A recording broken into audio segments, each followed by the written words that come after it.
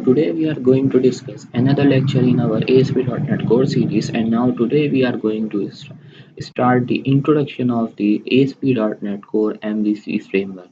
So basically इससे पहले जितने भी हमने लेक्चर डिस्कस किए, जितना भी हमने कोर्स कवर किया अभी तक, उसके अंदर हमने बेसिक्स पढ़ी डॉट नेट कोर की, यानी डॉट नेट कोर के अंदर वेब एप्लीकेशंस के लिए बनाने के लिए या डॉट नेट कोर एप्लीकेशन जो है उसका ओवरऑल सिनेरियोज क्या होते हैं कि वो किस तरह से वर्क करती है, उसके अंदर कौन कौन से मिडिलवेयर्स होते हैं, कौन कौन सी फाइल्स होती हैं, और कोई भी यानी आपके पास वेब एप्लीकेशन बनाने से पहले हमें किन किन चीज़ों का ध्यान रखना होता है, किन किन चीज़ों की अंडरस्टैंडिंग होनी चाहिए।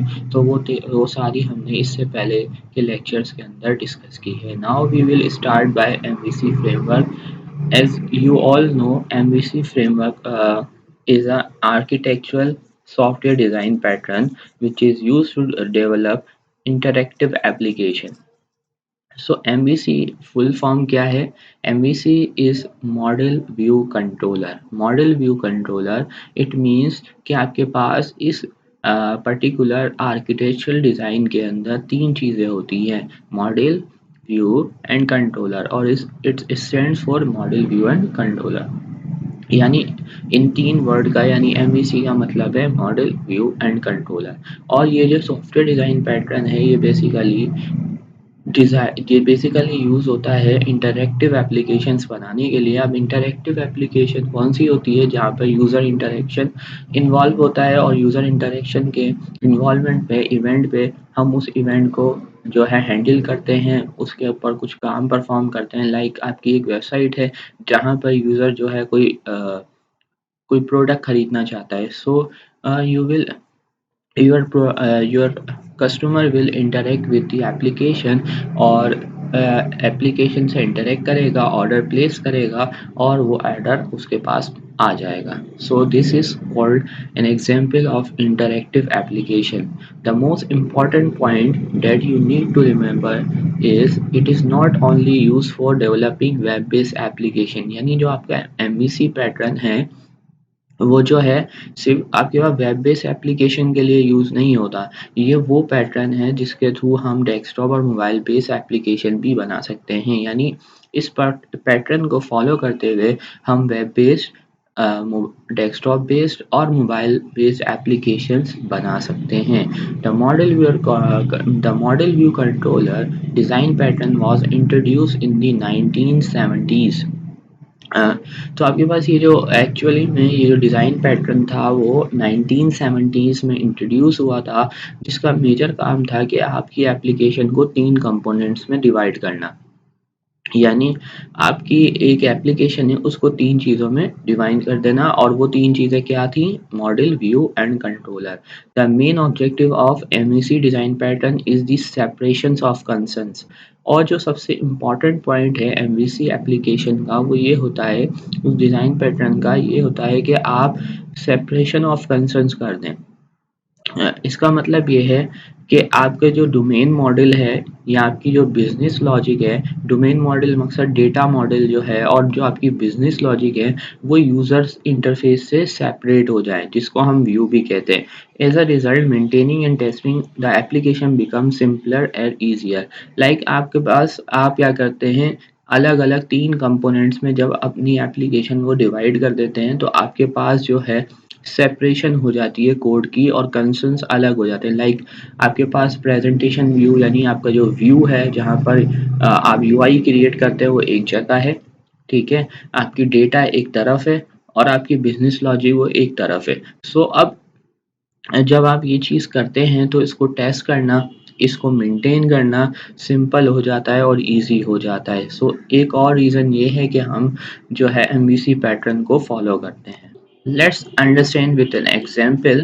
Now, let's suppose we want an application and we want to display the result of student details। यानी आप यहाँ पे एक पिक्चर देख सकते हैं और हम कुछ इस तरह का काम करना चाहते हैं कि हम अपने व्यू के ऊपर क्या दिखाना चाहते हैं कि स्टूडेंट की डिटेल्स दिखाना चाहते हैं। तो हम क्या करेंगे, एक रिक्वेस्ट जनरेट करेंगे। लाइक मेरे वेबसाइट है अगर techieser.com, उसके बाद student details and to from a web browser, then the following things are happening in order to handle the request.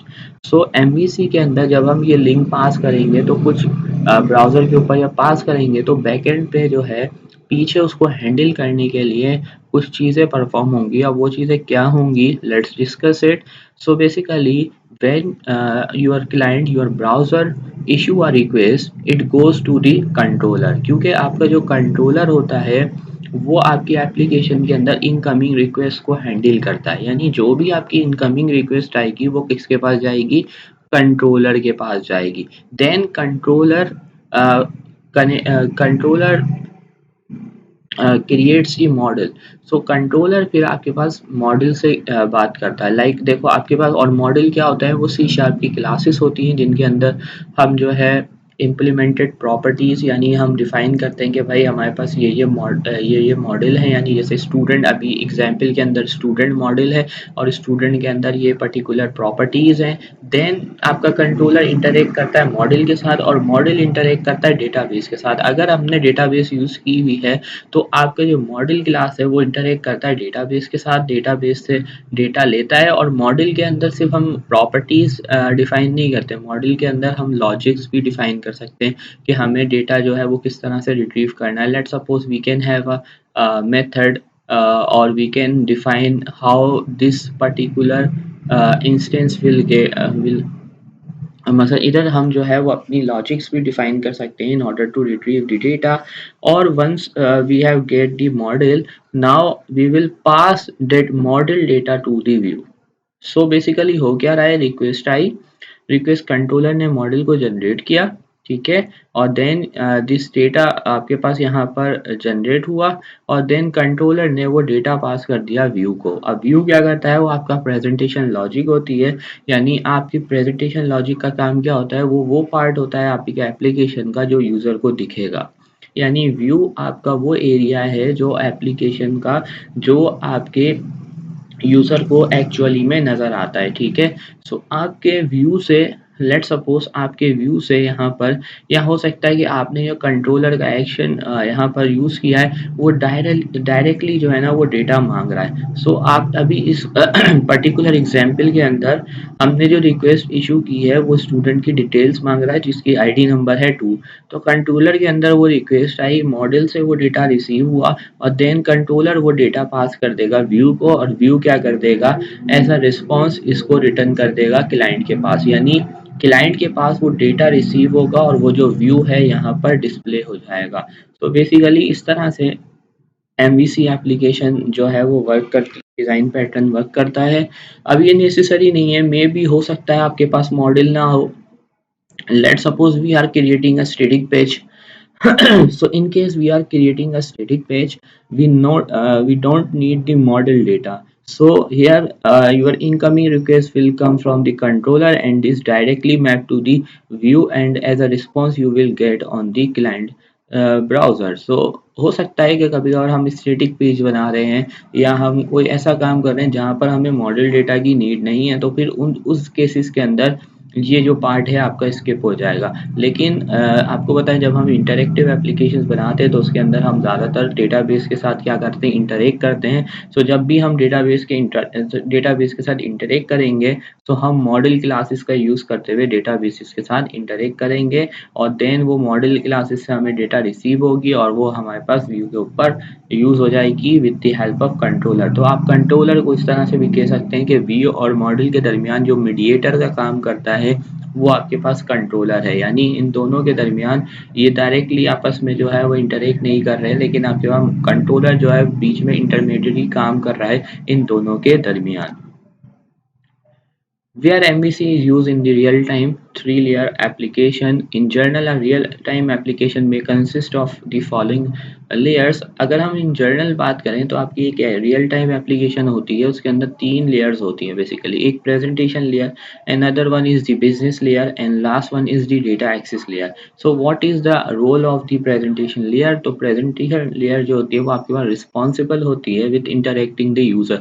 Of if we compare this particular model, this layer with our MVC, so आप देख सकते हो कि presentation layer का काम क्या है, जो व्यू हमारा काम करता है। MVC के अंदर जो व्यू है जो हमारा काम करता है, व्यू वो काम होता है प्रेजेंटेशन लेयर का। नाउ बिजनेस लेयर क्या होती है? बिजनेस लेयर रिस्पॉन्सिबल होती है implementing the core business logic of the application. तो कोर बिजनेस लॉजिक, जो हमारी बिजनेस लॉजिक होती है एप्लीकेशन की, वो हम बिजनेस लेयर में डिफाइन करते हैं। That is our controller in our application MVC design pattern. Now we are discussing the data access layer. तो data access layer as its name suggest कि it is going to interact with the data. So when we are dealing with the data, this layer is responsible for interacting with the database to perform CRUD operations and other operations. Like आप CRUD operations के लिए या आप simply different types के operations के लिए, like आपको student की डिटेल्स चाहिए या आपको किसी का कोई भी काम परफॉर्म कराना है, तो डेटा एक्सेस लेयर जो है वो इसके लिए रिस्पॉन्सिबल होती है डेटाबेस के साथ इंटरेक्ट करने के लिए। और हमारे पास एमवीसी के अंदर ये लेयर क्या कहलाती है? मॉडल कहलाती है। तो basically this is view, the second one is the controller and last one data access layer is the आपके पास जो है मॉडल लेयर होती है।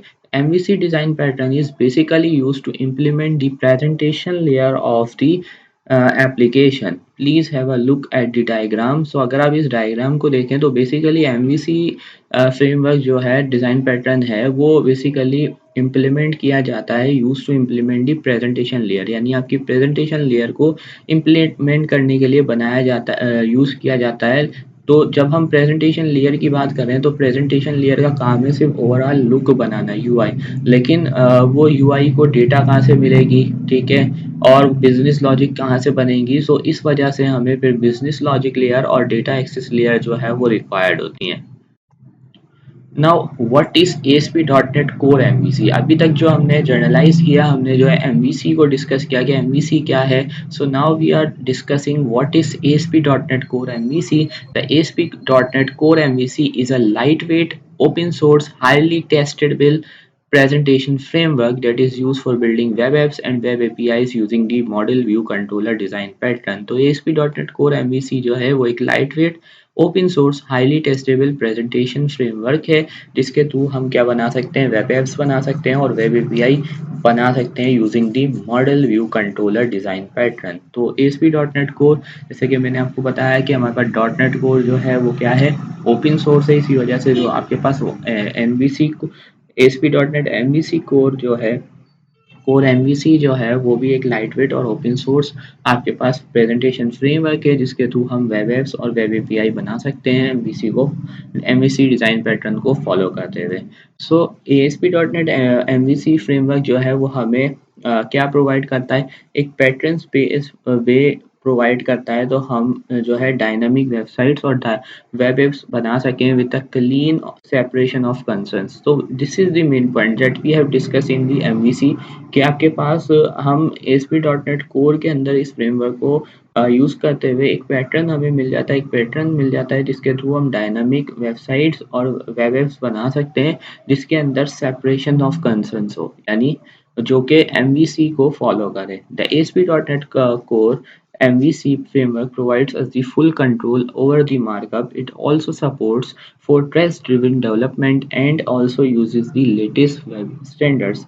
सो इसको यूज़ करने का एक सबसे बड़ा फ़ायदा ये भी है कि आपके पास यहाँ पे मार्कअप के ऊपर आपको कंट्रोल मिलता है, आप टेस्ट ड्रिवन डेवलपमेंट की सपोर्ट मिलती है और आप लेटेस्ट वेब स्टैंडर्ड्स को यूज़ करते हुए इसके अंदर अपनी वेब एप्स जो है वो क्रिएट कर सकते हैं। So currently we have 3.1 as the latest ASP.NET Core MVC framework SDK available, but in this series we are going to use the 2.2 SDK. So we will discuss from the next lecture how we will be using the MVC and how we can build and how we can interact with the controllers, views and models. So in the upcoming lectures we will discuss about the MVC and we will be doing some coding related to MVC. So आज के lecture में इतना ही, इंशाल्लाह next lecture में हम एक नया topic discuss करेंगे। सो तब तक के लिए अल्लाह हाफिज़।